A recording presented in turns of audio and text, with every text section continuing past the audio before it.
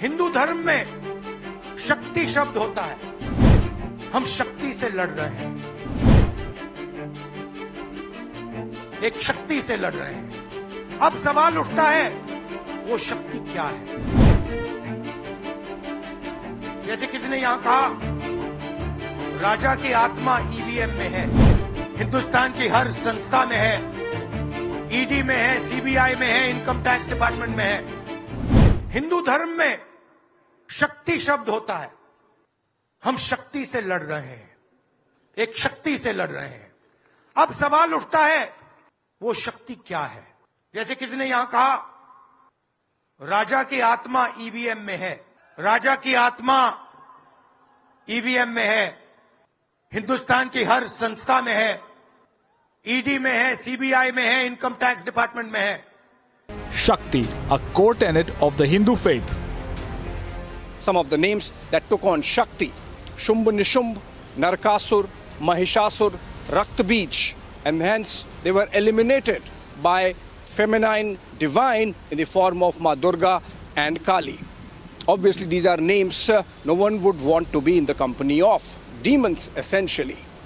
Clearly, Rahul Gandhi might pay some price of this mistake electorally. Shakti, embodiment of women empowerment. नारी शक्ति को एक विशेष सम्मान सिर्फ विधेयक पारित होने से मिल रहा है ऐसा नहीं है। इस विधेयक के प्रति देश के सभी राजनीतिक दलों की सकारात्मक सोच होना, ये हमारे देश की नारी शक्ति को नेतृत्व के साथ आगे आएगी। ये अपने आप में भी हमारे उज्जवल भविष्य की गारंटी बनने वाली है। The remark is also seen as an insult to women. शक्ति पर वार का मतलब है देश की माताओं, बहनों, बेटियों पर वार। शक्ति पर वार का मतलब है नारी कल्याण की योजनाओं पर वार।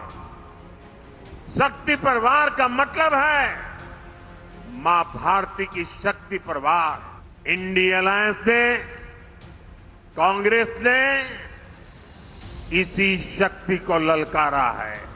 This insult less than 2 months after the opposition skipped the Ram Mandir opening. And not the first time to insult Sanatan Dharma. விபச்சாரி மகனாக இருக்க விரும்புகிறீர்கள், எத்தனை பேர் தீண்டத்தவனாக இருக்க விரும்புகிறீர்கள் என்கின்ற கேள்வியை உறக்க சொன்னால்தான் அது சனாதனத்தை முறியடிக்கின்ற அடிநாதமாக அமையும் என்பதை எதிர்க்க முடியாது.